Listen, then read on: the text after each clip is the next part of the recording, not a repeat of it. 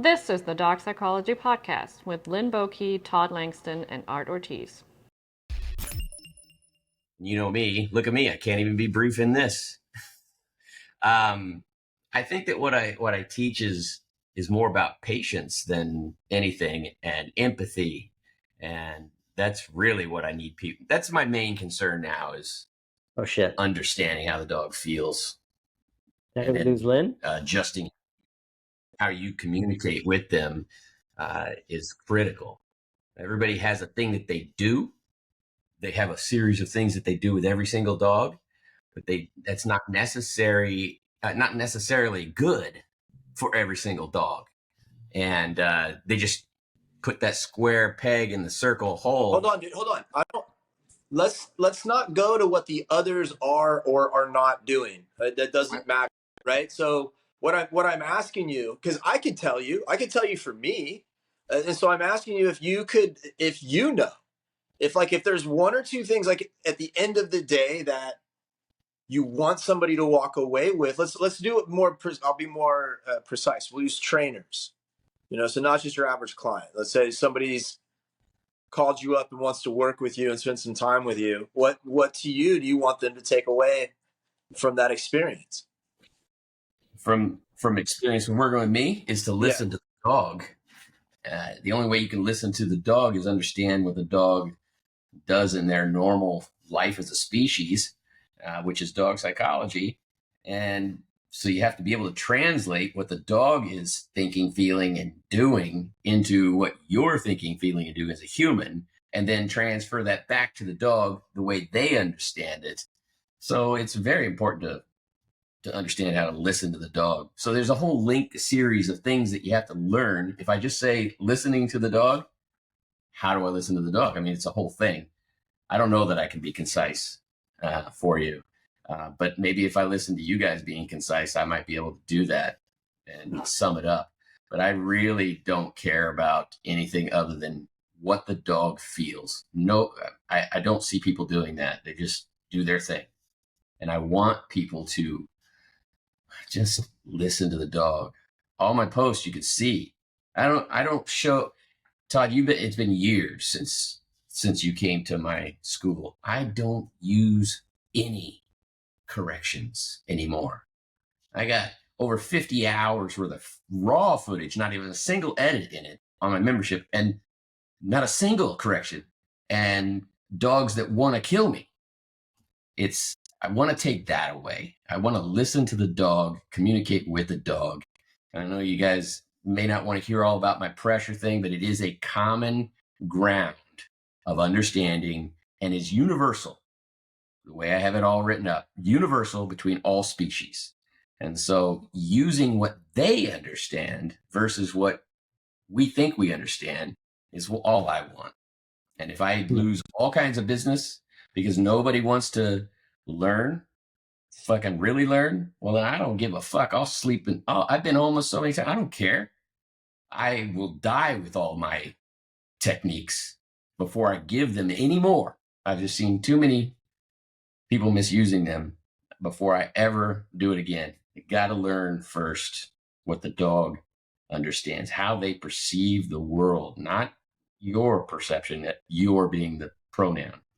I get real passionate now. I mean, I was passionate before, but I didn't know any better about all the stuff I was actually doing. I had a lot of chainsaws and wood chippers running around free with people who were trying to learn and not look at the dogs, but cause fights. So I was constantly on alert. I wouldn't do that unless I had complete control of the humans first, until they understood.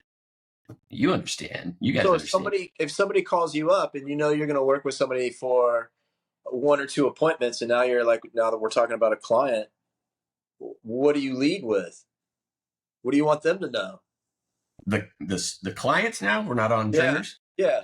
Yes, I just want them to learn how their life works and how the dog's life works, and putting them together.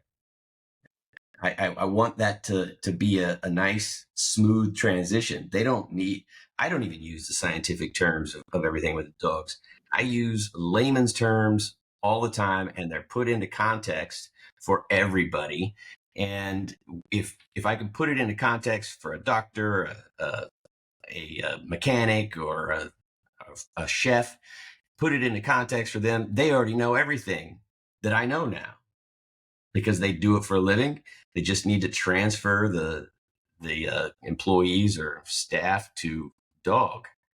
And I just want them to. I don't want to take away everything. Like people say, don't let them on the couch, don't let them in the bed, don't share affection with them. I share. Back in the day, I used to sleep with 15, 20 dogs. I don't. It doesn't matter about the freedoms. This is a key point here, a really key point. Dogs, that they always get blamed. They can't handle the freedom, and so we punish them or do whatever, or make them, put them in a place prison. It's not that way. Most of the time, I will say almost every time, the human is unable to handle providing the freedom. And so, of course, the dog isn't going to be able to handle the freedom because the human doesn't understand what they're giving. And until that, whether it's a student or a client, until they can handle providing the freedom, they should limit the freedom. And I mean their own freedom, not the dog's only. It's never should be a punishment for the dog.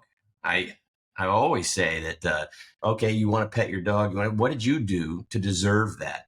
Because it's affection, a reward, right? It's not for just the dog. What did you do today to provide for the dog inside your little pet friend that you deserve to just give free willy-nilly affection? And if you haven't done anything, then if you haven't eaten your dinner, you should not be able to have dessert. You just shouldn't. So I don't know how to answer that in a concise manner, but I want humans, my clients, to not think that they've got to step outside of what they do on a normal day in their life to learn something that they're not going to sustain or retain anyway. So I just put it into their terms. What do you do when you get to work? You got this, and this to do, right? What do you do when it's time for the break? Okay, you got this is new. You got time, everything. You work in a hospital. What's the red light mean when it goes off? What do you do? What's the yellow light mean when it goes off? And there's a blue one. What does that mean? Okay, you have something you're supposed to do when you see those signals. It's a predictable pattern of balance. That's what I think. That's concise. I want my clients, my students, everybody to learn the predictable patterns of balance. There's a sequence to everything. If it happens more than once, it's a pattern. Sequence. And if you can see the sequence, it's my dot to dot thing. If you can see the sequence, you know where it's going to end. And if it's something bad, why am I waiting for every fucking dot to happen? Why don't I just jump over here and end it right there? Does that make sense? That's basically rule number 7. Always be ahead of the behavior. Because once you know, you can't not know. If you know where it's going to go, end it now. Anyway, I see you guys have just put me on the box and let me talk. I'll do it. Don't challenge me. I'll talk all day. But seriously, predictable patterns, that's the way it is. If you, and I have a thing called the pattern suggests. And if you know enough patterns around your life, then you can deduce, Sherlock Holmes, what's going to happen. This pressure matrix, what's going to happen, what has happened, what's likely to happen here. And if you have that information, then you can create something to happen. And why not make something good happen? Anyway, patterns exist. And so if a pattern exists, it can be changed. If you can't see the pattern, you can create one. And if you don't like the pattern you currently have with your dog, you don't like what they're doing, it's not the dog's fault because you didn't give him anything to do that you did like. And what are we talking about today? Why Lynn can't shut up. Let's visit that, Lynn. Have a seat. Sure. I actually want to talk to you sometime in private, Todd. I don't have anybody that I can talk to psychologically or. And I will say, Todd, like I showed you one time, Todd, like, or told you about, like, when I saw you work with Romeo, I was like blown away, because never was there any contact, no touching, no nothing other than you and the leash. It was really cool. He was trying to kill you. That dog was trying to kill you.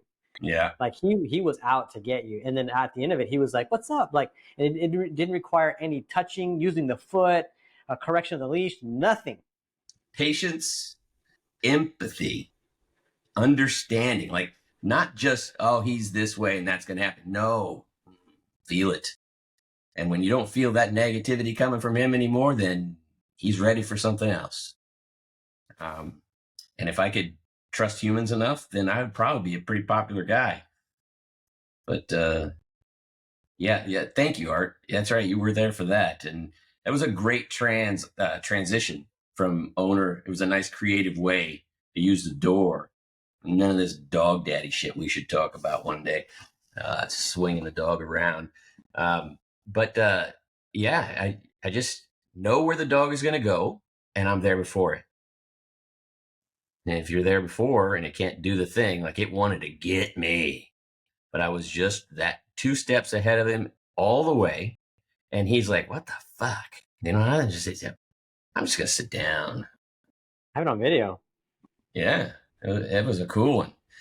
And I'd love to put that stuff up, but I'm so afraid of what people do when they look at something and then they go out and do their version of it. Why? What happened already with what people did with pressure and release, hanging dogs? You know, I taught. Why do you attribute that the negative side of anything back to yourself? I won't say names, but some of my students, before they even had an ability, went out and started a school right after leaving the school, right? So I just got my wisdom teeth pulled, and I think that you know what, I'm going to set up shop under a tent downtown.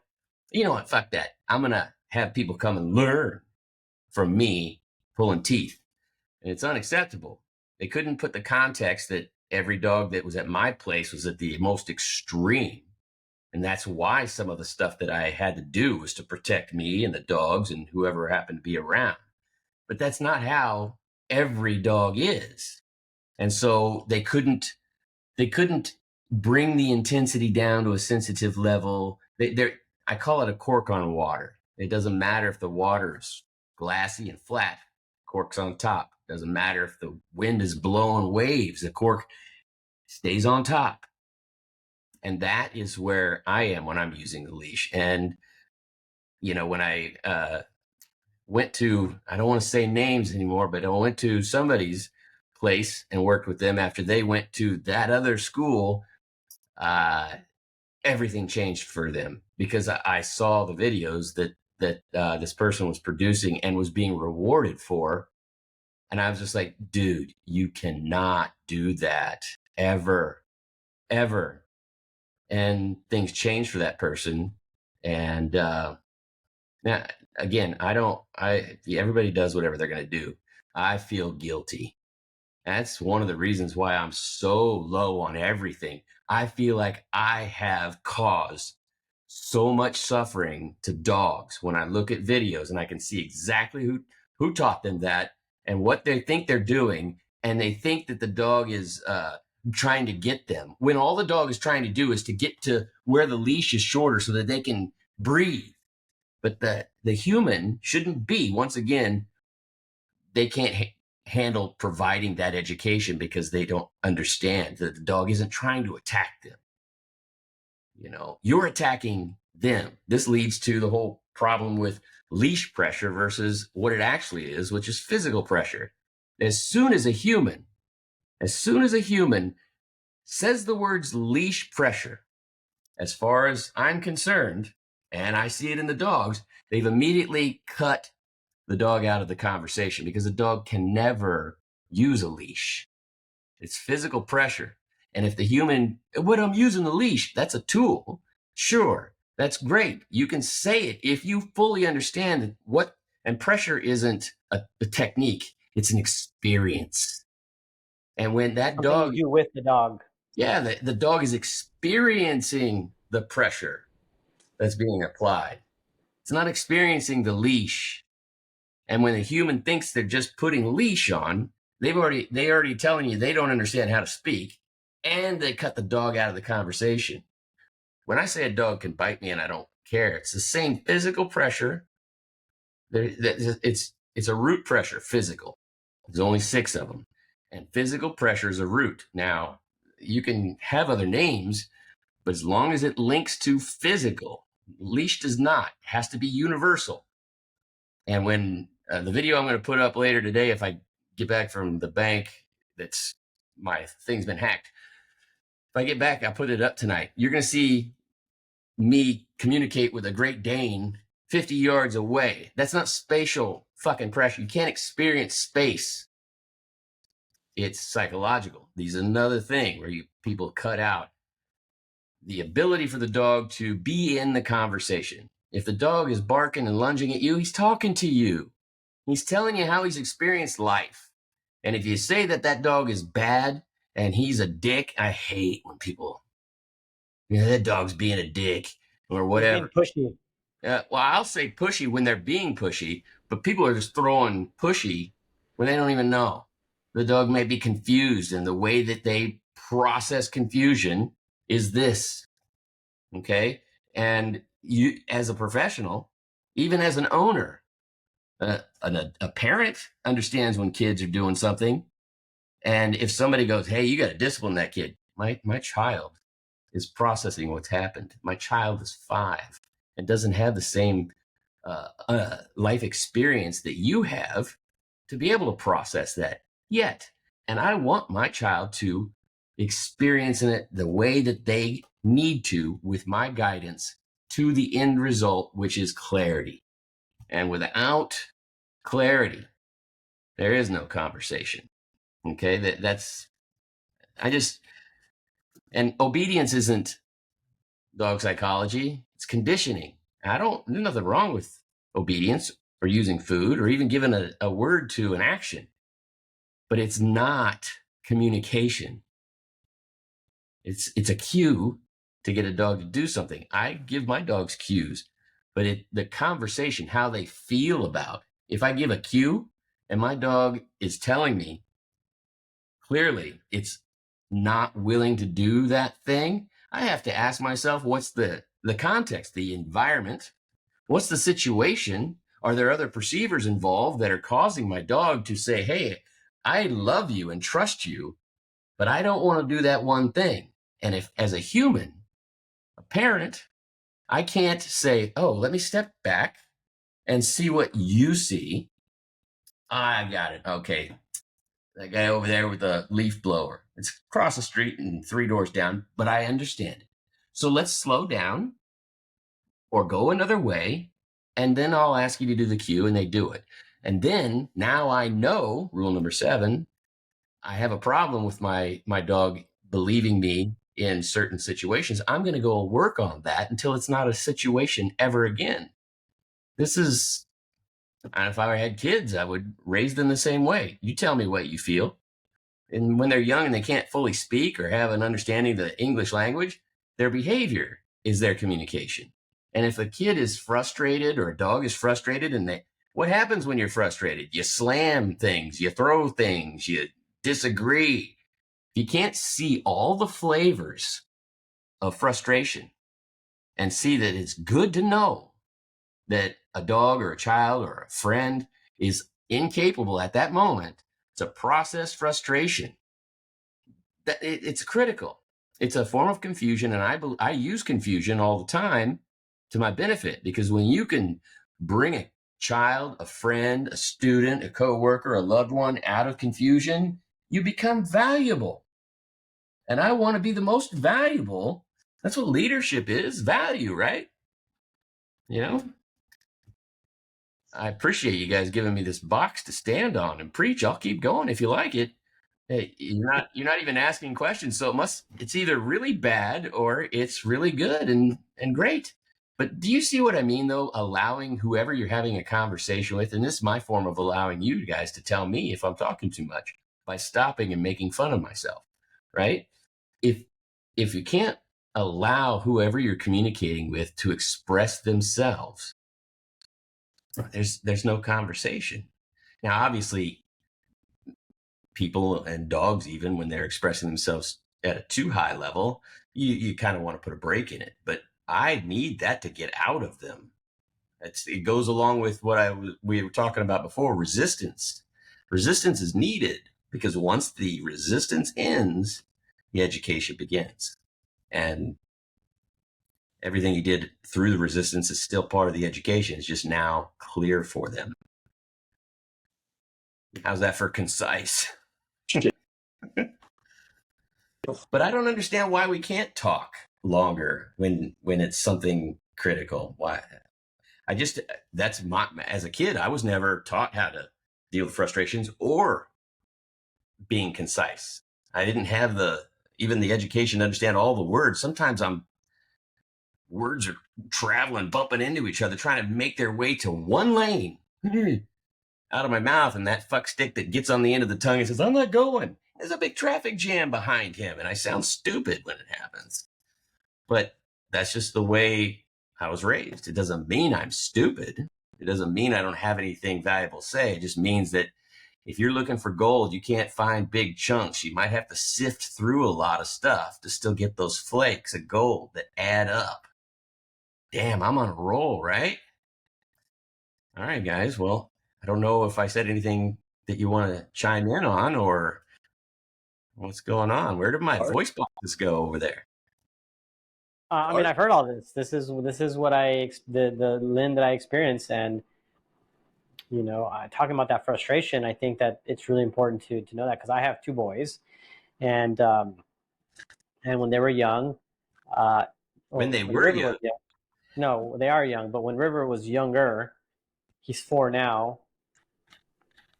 I remember there was a situation where he was getting extremely frustrated about something, and I'm there, we're playing, and it was like these 2 trucks, and I'm like, just tell me what you want me to do. Use your word.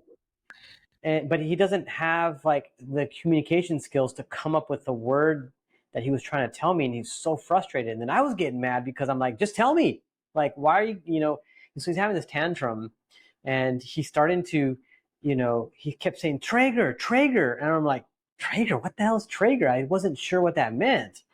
And then it hit me after a while that he was saying a German word because his first language is German. And so I pulled out my Google Translate and I put in Traeger, and the word translates to carry. And we had 2 construction vehicles, and what he wanted me to do, but he didn't know how to express it, was he wanted the truck to be on top of the other one to carry the other truck. And once I figured that out, I realized that he was trying to communicate something to me.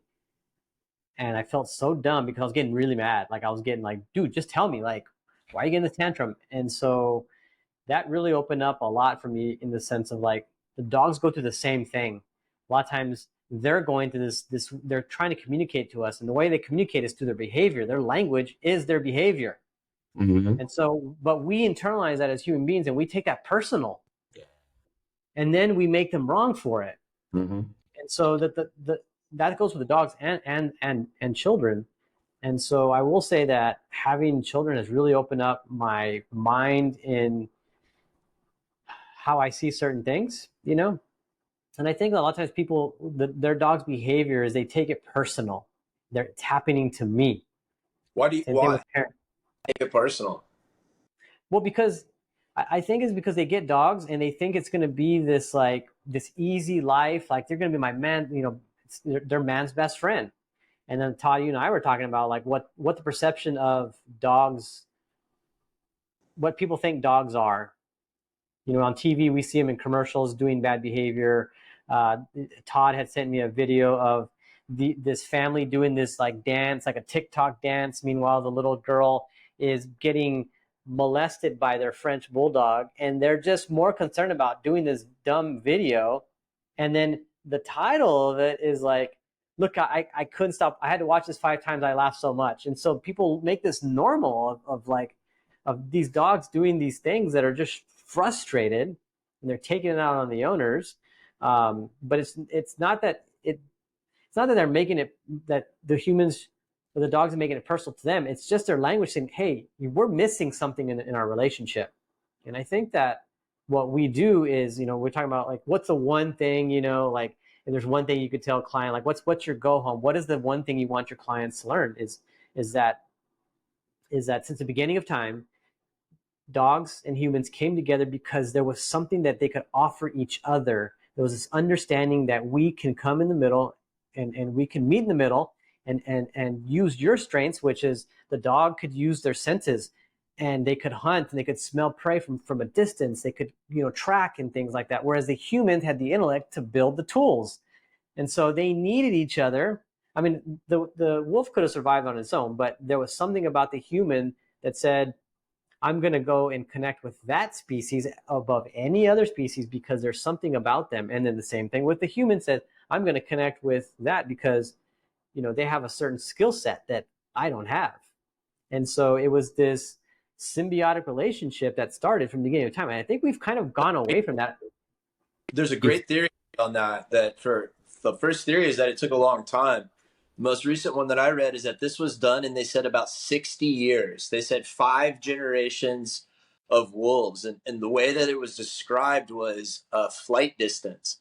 So they said that for whatever reason, a wolf with less flight distance, less trigger, might have been 100 yards for every other wolf, now was 75 yards. So this one got closer and reaped the benefits. And then the next generation of that one, since it was reaping the benefits, got another 25 yards closer. And they said that in this theory, it took as little as 60 years for it to go from a wild situation to what began the first, I guess if you want to call it domestication. I think it's questionable to say dogs are domesticated, because I saw the thing you did, Lynn, about a feral dog. And so, I mean, a dog that not raised with any human contact whatsoever, I mean, is that a domesticated animal or not? So that's a good topic in and of itself. But that the theory of that is interesting because they said that it was just something that happened really quick. And to your point, I think it's that wolves saw in us them. It would have been the same thing. It would have been a group of 10 to 30 maybe people moving around, hunting, and then waiting, and then migrating and hunting and waiting. So they would have seen, I think, a very similar thing. We would have benefited from the back, right? I think we would have benefited from the back of the pack. They would have been real alert, but still predatorial. It would have taken the back for any type of domestication to happen, I think. That would be hugely helpful for humans at the time. I have a little theory that I always refer to called familiarity. Nothing removes anxiety, stress, or confusion quicker than being familiar with something. And so when you look at the early part of that thing with the wolves, they were following the homesteaders that were moving around. And you can see that in so many other areas of life that just aren't, social creatures. Like following a cruise ship, you'll see people throw food off of that, and 1,000 sharks come. Yeah. Thing with don't feed the squirrels because the pigeons because they come. Alligators now, man, don't feed the alligators because they end up following you for the same stupid reason. Yeah, right. So they habituate. Is that what it's called? They find less concern and more profit about being around us. It's just that the wolves, that whole thing is that they're social, and then it became easier to have that connection. I like that. But so basically what you were describing is Goldilocks, my rule number 5. Where is it easier and more comfortable? They get closer and closer and closer. And you can do that with everything in your life, with your dogs, yourself, Oh, yeah. Todd, look at how your social media is coming along. It used to be random and sparse and just whacked. Then you came back and it was like, oh, okay, he's doing something, but it was very specific. You weren't going to do anything other than just talk once and done, or I'll delete it. Now you've got some editing going. You got 3 different videos of dogs and deers and in one video of yours. I'm like, your learning curve, I told you, is quick, man. It's Well, part is I'm not immersed in as many dogs in my life as I once was. So it's part of it is like searching for some content too. You know, well, that's how I got to learn the editing. It's because I didn't have I wasn't doing anything with dogs. yeah. So it's, you know, I think it's there's just some basic messaging. You know, I think I see the topics and see the situations much in the same way as you described, but in more simple fashion. I try to have so few thoughts. You know, I've got a busy energy and a busy brain, and so I've done my very best to. And the reason I asked that question, why it bothers you, is because to me, I've done my best to be forgiving of whatever, you know, because I'm going to lean in on I've had to have helped infinitely more dogs than for whatever reason people may have misinterpreted, misunderstood, or mislearned from me. Anything negative that could have come from that. I don't think I could conceivably have fucked up in my teachings, you know, bad enough to you as well that it would be anything other than you know, the positive side. Now I get the frustration, especially, you know, and I mean this is a whole topic, is the teaching before the experience and the knowledge and you're ready. Like it's asinine some of the things we've seen where people come in and they've got 4 or 5 days under their belt and now they're out off teaching other people. They're doing seminars and they're organizing group events, and it's like, hey man, do you guys know what it's like to have 10 dogs around each other that might not get along? And you know what can happen and how fast. So yeah, I get that, Well, but I just try to keep less thoughts. I guess, and because I think that's what people will pull, is they'll pull on just 1 or 2 small things. Well, 2 things there. One, I wasn't saying that you or I were doing anything wrong in our teaching. I'm just saying how people only listen to or only see certain things and, oh, that worked, I'm going to do it. The other thing is that you're not seeing all the damage that's being done out there. I'm not looking. I'm not looking for it. I know it's there. For it. I'm not looking. That's part of what I've learned. Is I've learned to you. You've noticed how over the years that in any time you bring up a negative video, what do? Like a video of something really fucking gnarly or heavy, what do? Well, are you talking about violent and all that? You don't want to watch it. Yeah, completely in general, in those regards, I won't watch it. Well, this is a perfect example. I'm glad that you're saying that, because Yeah.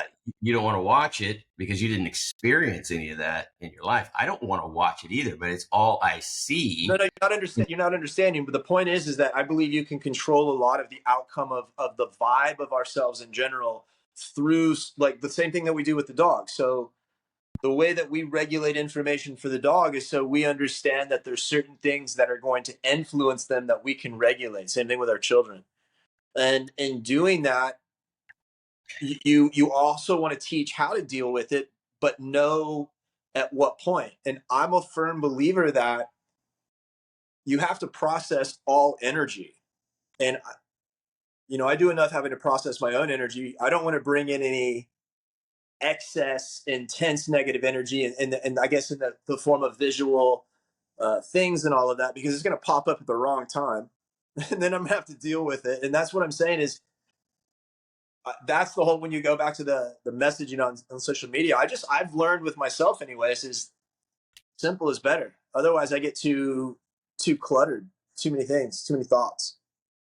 And I agree with you. And we should be able to process those things. You're not wrong, and nobody here is wrong. I guess the point I was making, you don't see all of the negative stuff. I see the negative stuff even if they're not doing anything negative in the video. Okay, I can see what they did before the video started, and I know what they did after the video ended. The before and after videos. Yeah, I mean, even I can tell you based on somebody's video how they are with people. That's due to, as it's all about the thing that people call my gift. It's due to how you're raised, and if you're raised on a heightened alert and everything is possibly going to harm you, it pops up. I don't go looking for anything negative. It's the first thing that my mind it's hardwired, and people, oh yeah, you can control that. Not hardwired's hardwired. And I am completely aware that I see things negatively first. I wasn't before, but now I'm completely aware that no matter who I talk to, the first thing that comes up in my matrix screen is they want something, or they're going to hurt me, or they're going to hurt somebody. I'm a protector. I like to provide that feeling for people, that comfort. But because I know that everything's going to come up negative, I'm immediately saying, okay, well, where's the positive line? And I'll start heading that way. And before I get to that positive line, if I'm tripped or grabbed by a catch me, fuck me, snare me vine, then I stay in the negative and I deal with everything. But if I can make it over to the positive, then I can see things positively. I've done massive work on myself to do that, but you cannot remove things that are part of you. You cannot be taller, Todd. You're not going to be. I don't know the road you just went down. That's not what I was saying. What I was saying earlier, when that there's certain things in you, and I'm using you because the last time we talked, you brought up some visual of some video that I wouldn't watch. And I'm making the reference because it's something that in your teachings you do a lot. And I made the reference, I won't do that. So it is in regards to a personal way that I control things. I didn't say it was bad about you. Hold on. No, your reply is the intent was wrong. I was there for this. Hold on. This is a discussion, Lynn. What I'm pointing out is just things. And I feel like it came back like you're defending yourself. Even now, the expression. So what I'm saying is, I was just pointing out simplicity personally in the way that I was approaching things and why, and how I've learned to control. And no, I haven't been from the background that you've been from. No, I understand that. But alertness, alertness is anxiety. I've got plenty of that. So a lot of that same alertness I have. I understand what it's like to bring in too much information. And I think a lot of people can relate to that. No, I totally get what you're saying. When I like to do things from the deep end, and sometimes I'm working with a student, I can see their deep end is much more shallow, and I stop that type of teaching, and I find that threshold so that we can expand it. I totally get. Your pressure is not anything I'm referencing, and that's nothing that you do. I'm referencing something that you just a visual cue in information. We're talking about information. We're talking about social media. Well, that's what I'm talking about too, right there. I will avoid something that will fire me up. I will avoid something that will make me recoil because I believe Bulldog thing. That's exactly the same stuff. I'm just looking at the same stuff where people are disregarding the child being molested by the dog. To me, that's something you're able to see. That's just as negative as somebody disregarding the dog at a more intense level. It's the same thing. It's just the volume's turned down to your preference. That's all. I guess I should be more specific. Graphically violent. You don't think that's well, yeah, yours is not graphically violent, but that dog, if it had gone any further, that's an old video. Those people were disregarding that what was going on with it. And if that were a different dog, it would have gone more than just trying to hump it or control it. It would have chewed it up. So it's all, for me, it's a spectrum. I completely agree and understand with what you're saying, and I don't want to disregard that. But I do want to be understood that I'm no different than, I'm not saying anything different than you. I show footage. If it's too much, I won't show it to you again. I'd forgotten kind of about that about you. And as soon as you said it, I think that I dropped it, didn't I? Didn't I drop the subject, or did I try and push the video onto you? If I did, please tell me. No blame. This is not that. It's not that. This is just it's talking about experiences. It's not about you did or you didn't, right? There's no reason for you to have to go back and if I apologize, because that's not what this is about. it was about, we're talking about energy and different things and reading and understanding and the pressures, and I was just simply referencing how I do it. Because you had said I've been off of social media. You know why I'm off of social media? I think it's fucking stupid in It many is. ways, because it's this fabricated social competition. I mean, I think in the reality you can help most people with dogs in like 10 posts, Like you can do 10 things and be like, all right, these things are gonna help you with your dog. Just kind of follow this blueprint. So everybody's kind of scrambling for stuff. And so I enjoy sharing information and I enjoy teaching, but the backside of that is it gets weird. It's a weird little social competition as a grown adult, because you can't help that side. The one weird thing I went through was that I don't. It's not explosive in the big sense, but I mean, I gained 10,000 followers in a few weeks, in 3 or 4 weeks, and so it got to the point where I was like, I went from one extreme where I didn't care to where it's just like, dude, the full dopamine addict. It's like, oh, I'm another addicted. one, another one. It's weird. The competition between people, I'm addicted to all the footage out there so that I can collect it and use it in my classes. All the stuff that I want to show, I don't have access to. And even the stuff that I do have access to from social media, it's just this portion of it. And it's okay. I'll take their portion of that and I'll take somebody else's portion of the same thing and somebody else's portion and put it together. And I've become addicted to it. And it's I think I have got a problem. All I do is scroll through and pull a video. I've got thousands of videos that I haven't done anything with yet. And for me, that, oh my God, that's what I've been saying. I'm going to keep that too. I used to scroll through and go, oh, these people. I don't even care about that anymore. I just want to be able to show. And I think that this is evil. This whole thing, this social media, this whole technology thing, it is evil, and it's caught me. It's caught me to the point, and I swear to God, right now, guys, this is shameful for me to even admit. I have been on my couch scrolling through trying to save videos, not even realizing what I just saved. Okay, pull it. And my dogs will come up to me one by one and I'll push them away. And then one of my dogs, there's been a couple of times where Long Socks, I just felt so bad that I'd been denied. I mean, they're coming to tell me that I'm fixated on the wrong thing and I'm not listening to them. And then I start feeling like I've neglected them. And then this thing it sucks. I hate social media for all of that stuff.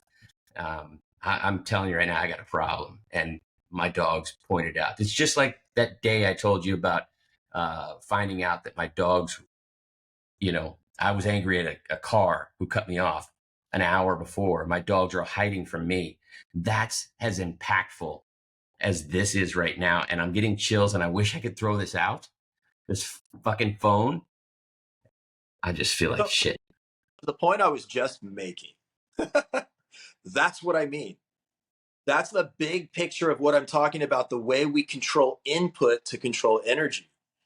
Like, it would be really hard. You would go through literal physical detox, take that away. But after the detox is over, there would be this sense of freedom. I mean, basically, it would be what we bring the dogs, right? So right now, that device in your hand is like the owners. That's the shit energy that we're pumping into ourselves of, what the owners are doing. And so you have to detox yourself. So that's like the big picture part of it. With your kids, Art, being the age they are, we keep talking about these habit building and everything. That's the big one, is you got to really set habits on those things. My wife was showing me this thing today where these teen girls now, and they were calling it a social contagion. It was in Australia. I don't know how far it spread, but they were talking about it being worldwide. And it's basically like a socially contagious Tourette's. And these people go into full like tick spasms that can last for hours. And they're having these full physical symptoms. You should look it up. It's fascinating. And my wife wanted me to watch it because she's like, "What do you think?" And the first thing I see is I'm like, "This is like behavioral. This is like limits." And basically what they're saying is it's coming from, there's a huge explosion of popularity of people with Tourette's posting on social media. And so they have billions and billions of views, and people that are watching it, they think their brain is getting into little stuck into hiccups and loops, and they're basically learning a Tourette's like condition through the internet. So that's how fucked up this can get. I believe it, man. I believe it. I mean, that stuff is the best part of all this social media stuff, is that you have access to so much good information if you take the time to look at it and absorb it. I love technology for that part. But yeah, you're right, man. People are. There's this show on Netflix. Todd, I think I showed this video to you. The show's called Magic for Humans. And what the guy did, he basically he got some 3 social media influencers, and he kind of sits them down and he goes, and it was like this place that had like photo areas, and what they were supposed to do was go to each room, take a picture like they were going to take a picture for social media, right? And so he goes in and he goes, okay, so the first room is going to be the watermelon room, and the next room is going to be this.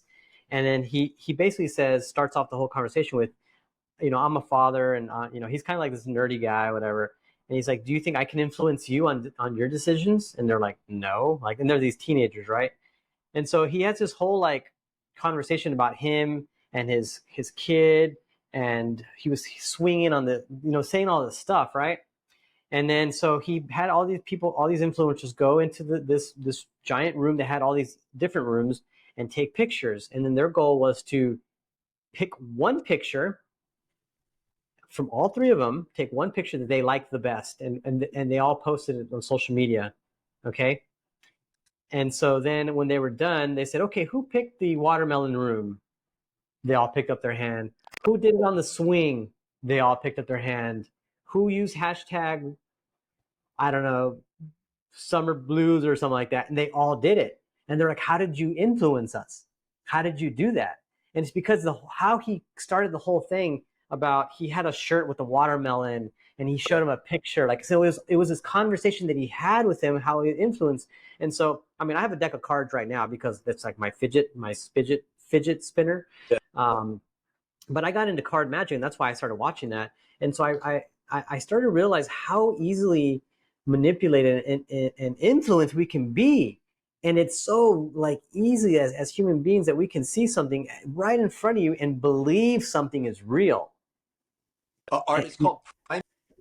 It's called, in psychology, they coin what you just said called priming, and they use it like right now we're so psychologically manipulated. So like in the grocery store, when you walk in, your brightest colors and stuff are right at the beginning because that does something to prime your brain for buying and so forth.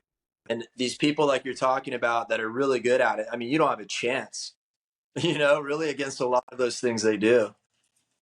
Yeah, it's just really cool. And it was, like I said, it was really eye-opening because I'm like, but it started to make me realize, wow, what am I influenced by?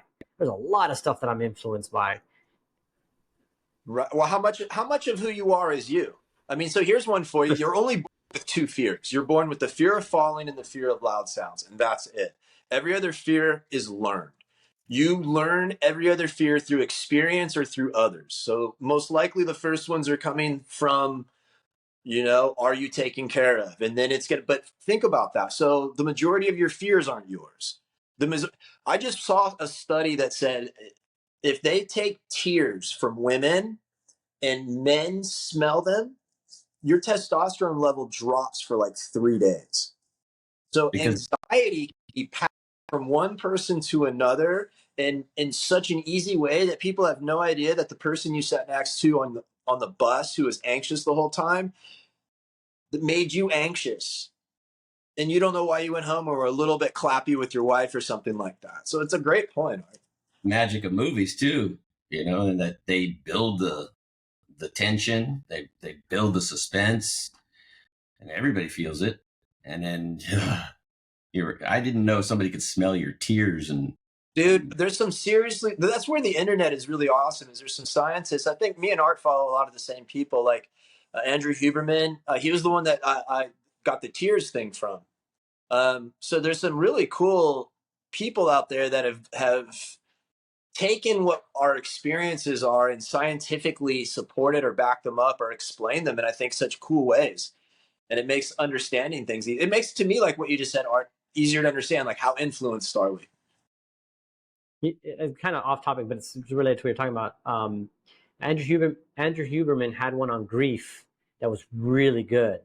And basically what he said is that grief is, yes, we feel the sadness, but grief is actually like the way when they started to measure the brain, it's actually the way he brought it up. He's like, let's say there's a cookie on a jar that's in a glass jar and you can see it and you want this cookie, right? So he said something like, I don't want to misquote it, but from what I remember, it was like, it's that wanting to have that. And then it's followed by the sadness of missing that. So it's not what it starts off as is just like a want. So if you look at it as a want instead of sadness, or when you understand grief, you're actually able to process it. And so, like, my dog passed away in February, and I remember that podcast. I went back and looked at it, and it actually really helped me out to understand what is actually happening in my brain, right, and how I could come to terms with it in a way. Was he saying that a lot of it is almost, I don't want to say cultural, but it's what we've been taught. We've been taught you have to be sad for a period of time, right? Think about how we look down on people that get married under a year after losing somebody else, right? Is it, I can see the weirdness, but maybe they just recover quick. But we almost look down on people who recover from grief in a quick way. It's like culturally. I think the ones that we see are the people who are afraid to be alone. And so most people, the best time to find a boyfriend is when you got one, but when people break up and that grief, which I guess is they're afraid of, they can't experience it. They go out and fill it fast. Those are the ones that we think are weird, but some people, girlfriends, including my wife, just don't tell her. What'd you say? I said, that's why I have a lot of girlfriends, including, don't tell her. I won't. I couldn't even begin to understand what it would be like to carry on a relationship. Like, think of the pressure. They talk about pressure. Think about the fucking pressure that would be, having to carry on these stories and all this stuff, and you have to, the level of deception and the energy that has to create. And in my career, I have to say that the one consistent thing, and everybody's gonna have their own opinion on this one, that creates the most effed up dog are when people are in the closet.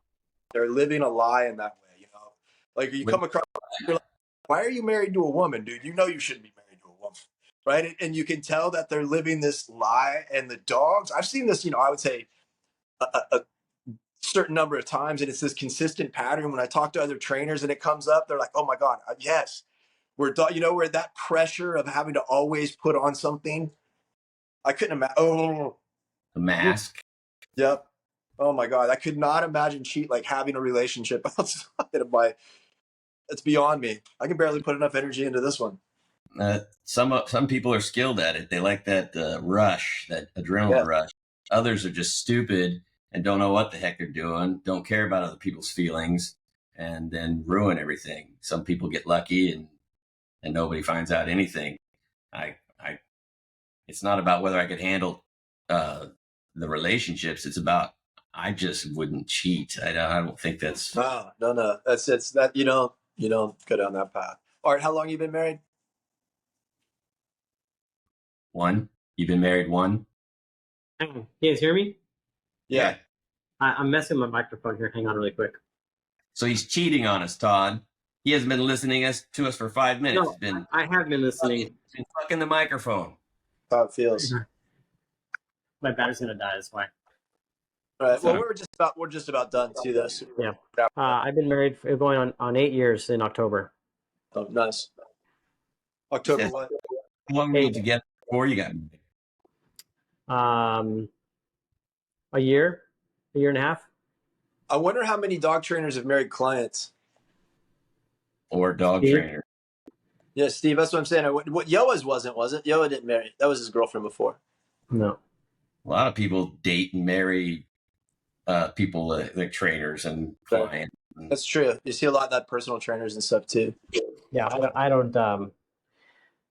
I mean, I will say, again, this is not going to be an episode, obviously, so we can talk about this. But you know, sometimes you go in these houses, you know, and there's like single. When I was single, you go to these people's houses, and they really warm up to you.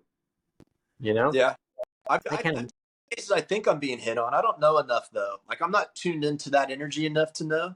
But I'm like, why does she keep playing with her hair and flipping it back? And is she just hot? I'm like, it looks like it could be that. Is it? I don't know.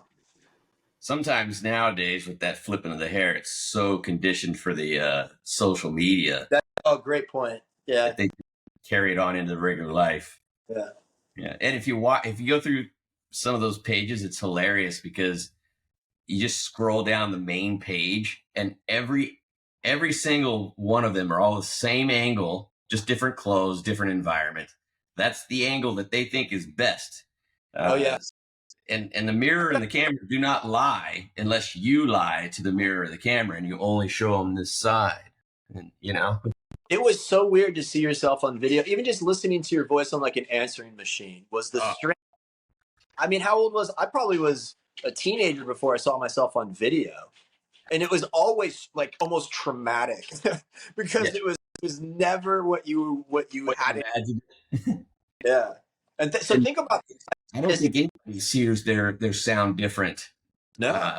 Because I remember hearing myself for the first time. It took years before I was like comfortable. Now it just sounds like me when I Yeah. watch recording. It's weird. It's almost like an innocence that they don't have anymore. Not Right. not that over intimate awareness of yourself outside of the perception you've created. There's some security that comes from that. Even if you've created it the wrong perception, at least it's secure. Right. You don't have to worry about it. No, that's right. It's crazy. They came up with the selfie, the Kardashians. So I say, when everybody's talking about selfies, where the word selfie is derived? Selfish. And I made that up. I don't know if it's real. Polaroid and gone. My buddies probably would have slapped me around a little bit for doing that. Right. Hey, think of this one. Hold on. You're wasting the pictures. We have no more film. Back in the day where you had to be careful with how many pictures you took. Yeah. All right, this is the Dog Psychology Podcast. We'll see you next episode.